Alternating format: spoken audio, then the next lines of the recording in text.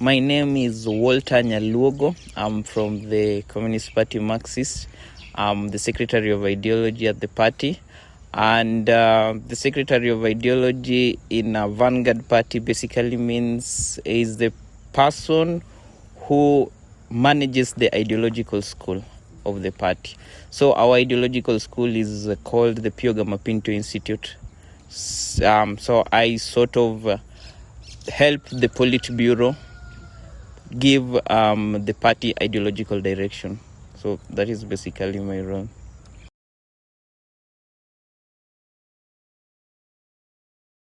The Gama Pinto School is an ideological school that tries to create cadres for the vanguard party. So in our school, you cannot be a member. In our party, you cannot be a member without being in the party school. And you cannot be in the party school without being a member of a primary unit. So the Gama Pinto School brings all primary units together as a school for the party. So it's an organ of the party to create cadres.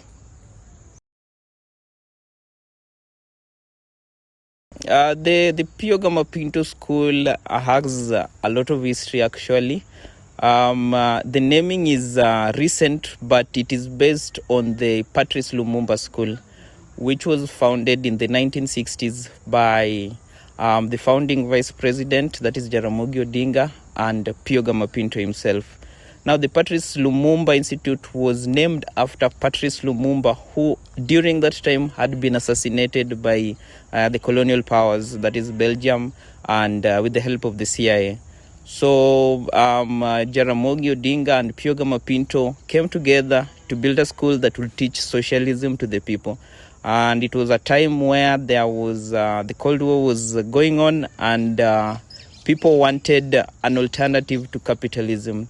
In Parliament, they had introduced Sessional Paper number 10, which drew a capitalist road path for Kenya, but the Vice President wanted a more socialist and more national road path for Kenya. So they, together with some help from the Soviet Union, they established the Patrice Lumumba Institute. And it was this Patrice Lumumba Institute that in so many ways led to the assassination of Gama Pinto. And so we wanted to honor the person who valued education for a socialist future by naming our school after him. Yes.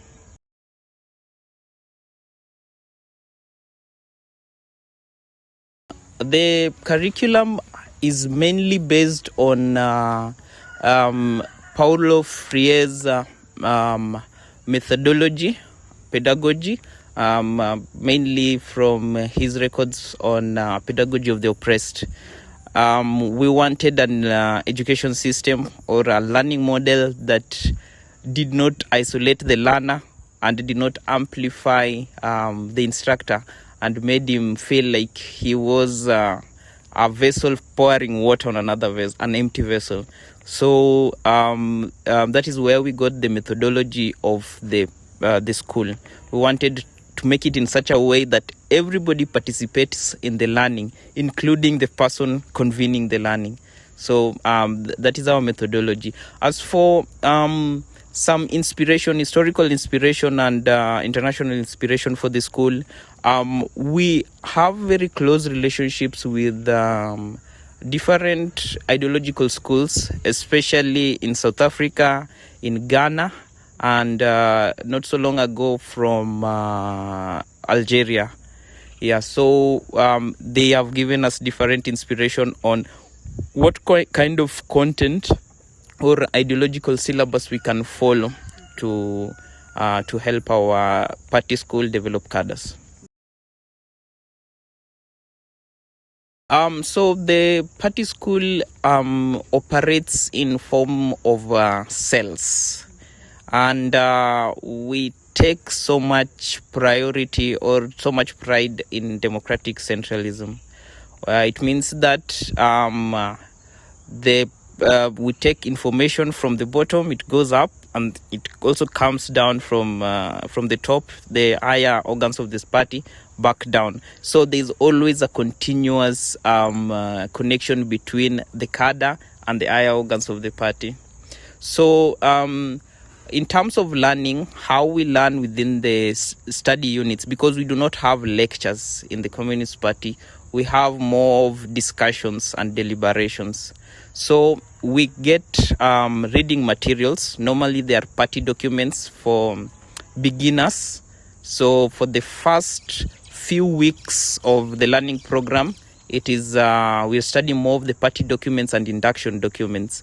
But as the cadres advance, we study, we go into economics and politics, and then also philosophy. The members of the unit or the study circle, or when it is mature, it's the cell, give deliberations and reflections, which they must also present in written form, and then the convener of the study circle sums up. And perhaps I might add that how we assign a convener. Now, a convener is an advanced cadre of the party. So it's a cadre who has been in the party for so long and is very conversant with the documents and the practical work that needs to be done in the party. So it means that he is able to offer guidance to the new members of the study circle. Yes. Generally, we only have one syllabus for all the party members. But what normally happens is that when there's a document, say a document that the Politburo is working on, they normally assign it back to the study cells.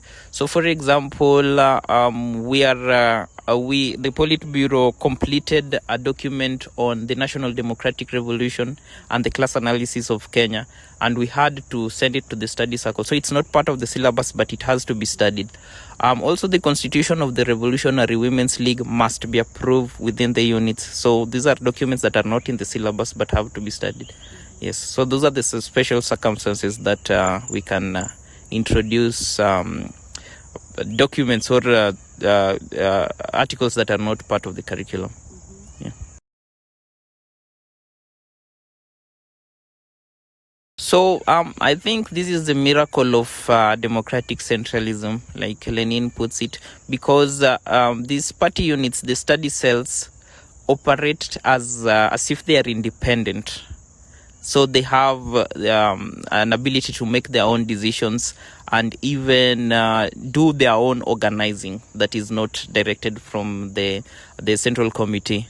So, for example, we have the Chris Hani Study Circle that has organized several activities. They organized sharing of flyers and pamphlets to the export processing zone workers.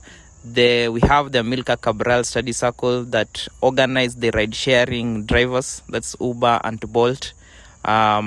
We also have the Malcolm X Study Circle, which is based in Kisumu, that met with the workers at the Chemelil factory when they were on strike. Yes, so the study circles also do a lot of practical work, but as a unit. But in terms of practical work outside of the study circle, we have several, because the party organizes a lot of activities almost monthly. Yeah.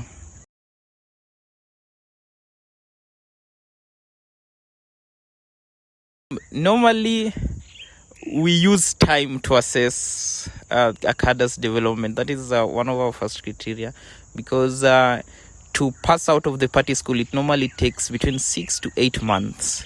And you find that a study unit can start with almost 10 comrades, but by the time they pass out, there are only 5. So time tests the cadres. That is one way of testing them. Secondly, we read their reflections, because one of the work of the Secretary of Ideology is to collect all the reflections from all units and sum them up into a coherent document.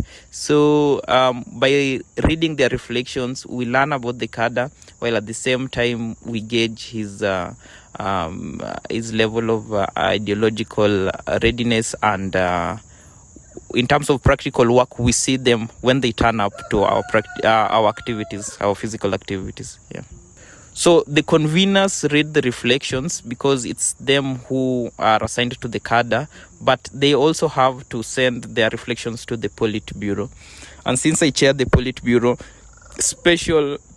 there are some times where we have special reflections that we can discuss in the Politburo. But most of the time I just do the summing up and I just give a brief analysis of their reflections.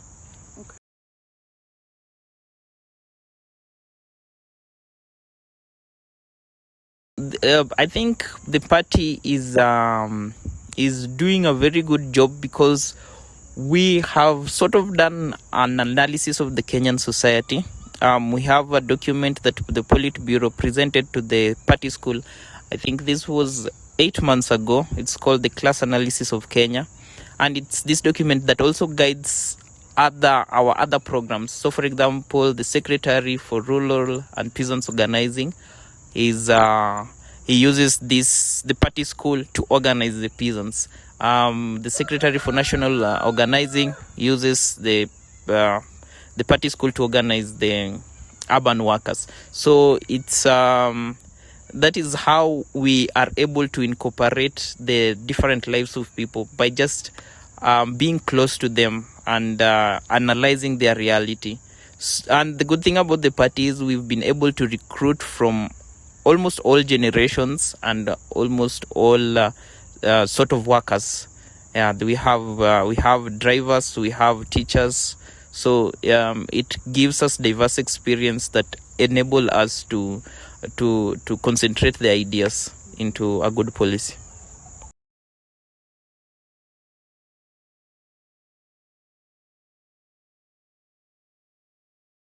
Right now, one of the main challenge that we have comes in terms of the commitment of the cadres, but it's not really their fault per se, but it comes with the limitation of resources and time, obviously. So, for example, we have cadres who are always willing to study and attend party meetings, but sometimes they cannot get off from work. And then we have cadres who maybe they do not have internet to attend the party meetings. And then we also have cadres who are just, busy with their daily lives. But this is also one way we can gauge the commitment of cadres, because despite of all this, a lot of cadres really make an attempt and effort to strengthen the revolution. Yes.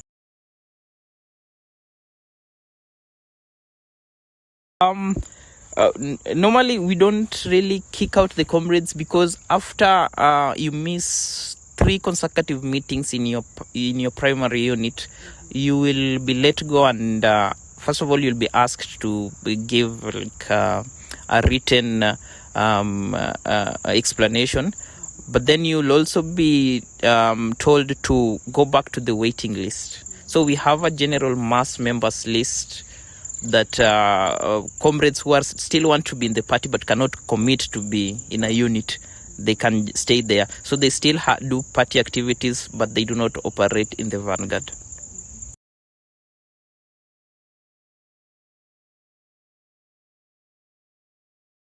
This is something that we identified in our preparatory meetings for the Second National Congress that happened in 2024. The Politburo was tasked with developing mass courses for comrades who cannot commit to a study circle.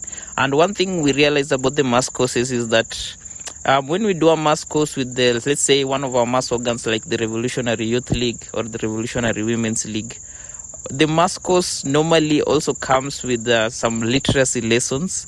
And it is this that normally helps us recruit from these mass organs. So we go around this challenge by developing mass courses for the masses, and then the masses through the mass courses can still become cadres of the party.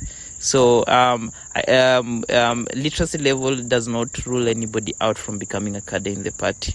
Yes, maybe they will take a lot of time, but they will eventually get there. Yeah. We do not have like a formal literacy course where we have a teacher teaching numeracy or maybe writing or reading, but through frequent interactions with the masses, through the mass courses, that's how they normally get. But in terms of turning a mass member into an intellectual, it's I haven't been able to experience that yet, but I know it's I know of members who are not that keen on reading but have now become very keen.